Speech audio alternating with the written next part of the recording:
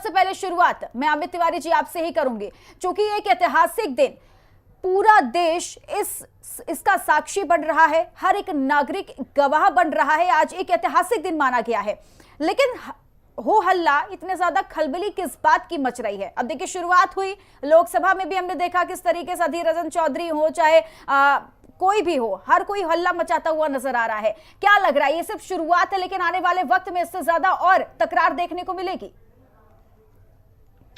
देखिए चित्रा जी, आज पूरे देश के लिए बहुत गर्व का विषय है कि हमारा जो नया संसद है वो सुचारू रूप से अभी चल रहा है। और किस तरीके से प्रधानमंत्री मोदी जी ने जो अपने वक्तव्य कहे और जितने भी उन्होंने करीब करीब 7,000 लोगों का वर्णन किया, जिन्होंने इस देश को बनाने में उस संसद के माध्यम से अपनी अपनी भागीदारी दी है, और उसमें सबका सहयोग था। पर राजनीति इस कदर हावी रही कि जब नेहरू जी की भी बात की जा रही थी तो कांग्रेस और पूरे विपक्ष की हाथ तालियां के थ्रू तालियां भी नहीं बज रही थी। तो ये बड़ा ही एक दुर्भाग्यपूर्ण दृश्य था उस पल का।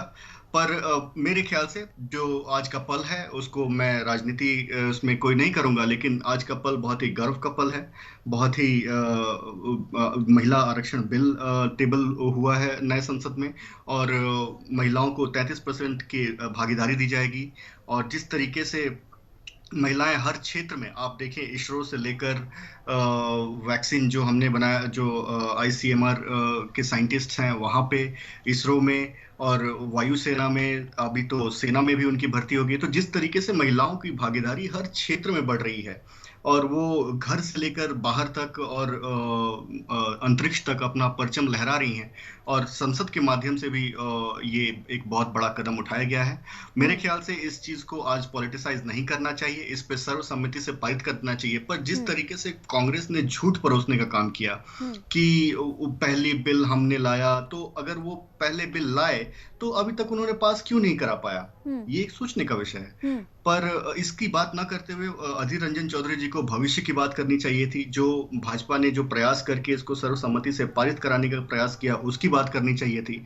जिस तरीके से प्रधानमंत्री मोदी जी ने एक सकारात्मक तौर पे सभी का नाम लिया, पंडित जी का नाम लिया, शास्त्री जी का नाम लिया, सभी दलों के सभी नेताओं का नाम लिया, तो मेरे हिसाब से कहीं ना कहीं एक संकीर्ण मानसिकता कांग्रेस की इस पहले ही सत्र में दिख गई है। जिस तरीके से उन्होंने एक अपनी परिवारवादी राजनीति को ही आधार बनाते हुए अपना अगले सदन के सत्र में भी अपना शुरुआत करने की कोशिश की है। मेरे ख्याल से उसकी छाप हमें आज देखने को मिली है। ठीक है, संसद ठीक है। अमित तिवारी जी से मैं जवाब ले लेती हूँ। अमित तिवारी जी, साफ तौर पर कहा जा रहा है कि अन्य पार्टियां काम करती हैं, लेकिन इसका क्रेडिट बीजेपी पार्टी ही ले लेती है। अब नया संसद भवन में देखिए प्रवेश हो चुका है, लेकिन कुछ काम अब बीजेपी पार्टी को करना होगा, ये उम्मीद हम लगा के बैठे हैं।